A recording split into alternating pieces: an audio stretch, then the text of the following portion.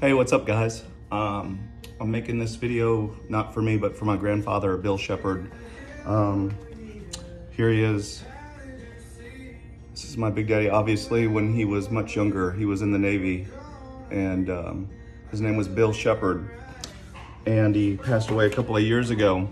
And so, about a year ago, my Uncle Jeff called me, and we went to lunch, and he said he wanted me to restore Big Daddy's motorcycle, and so it meant a lot to me. So I've been working on it really hard for the last year, trying to get it done. I started like January, like December 30th, or like in January 1st, so it's almost been a year.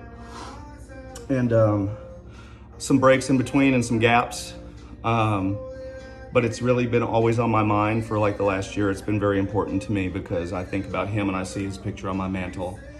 And so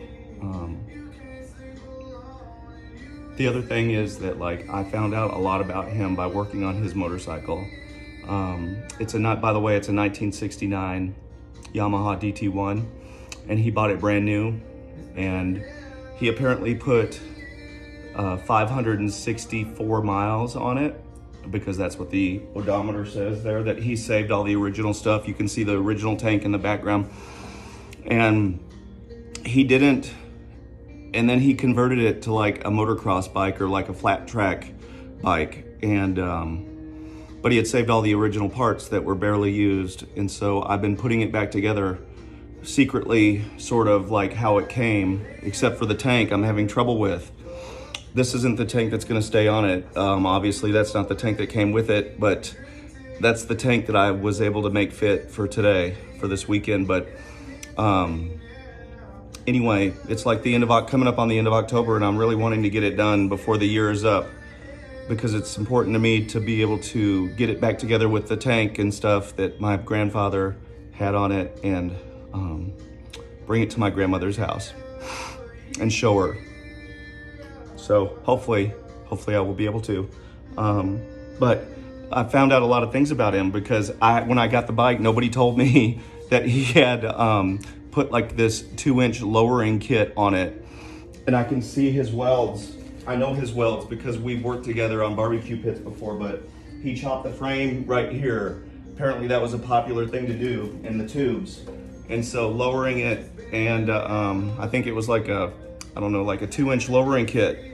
I don't know how chopping it and adding little inserts in makes that happen, but anyway, it's pretty cool.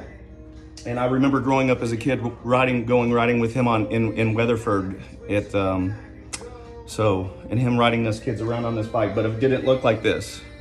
I saved all the motocross stuff that he had done to it, but he sort of made it look like a flat track or motocross type of bike. But also another cool thing is like I was given from my Uncle Jeff and the original, I guess you'd say, title. And just to give you, if you can't see, it says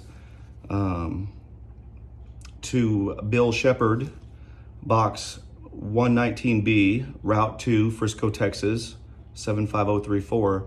And it's dated May 2nd, 1969. May 2nd, 1969. And it says it's a Yamaha 1969 motorcycle purchased from Garland Cycle Center in Garland, Texas.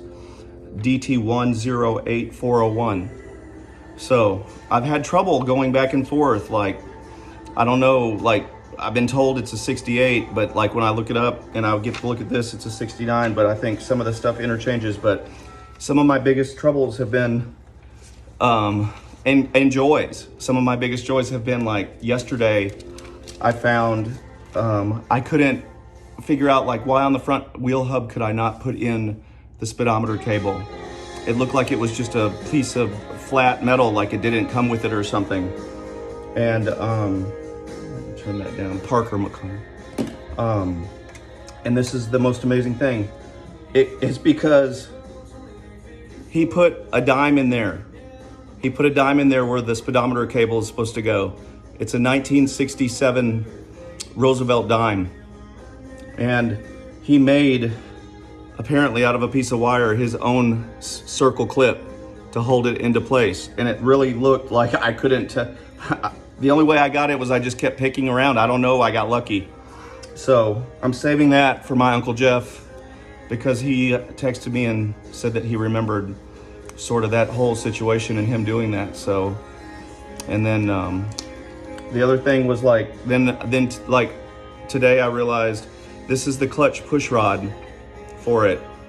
So I was going to hook up the clutch cable. It all needed new cables, and I realized this isn't pulling like it's supposed to. Well, inside there, this was broken.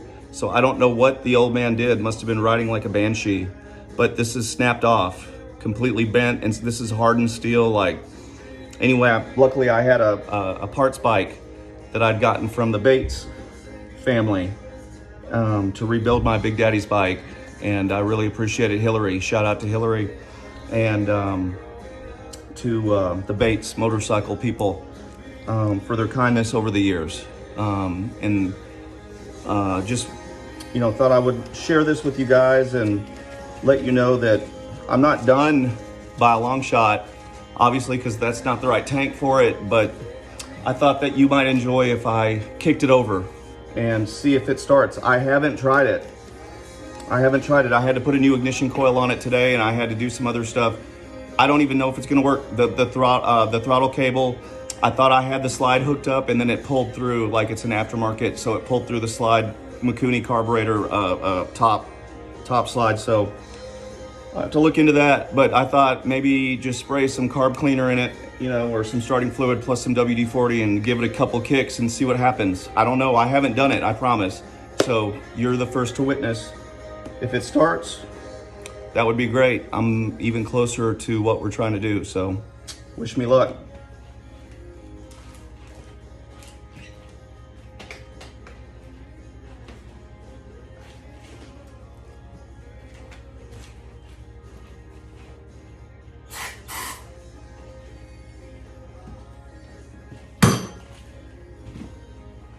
Here goes. Hopefully in neutral.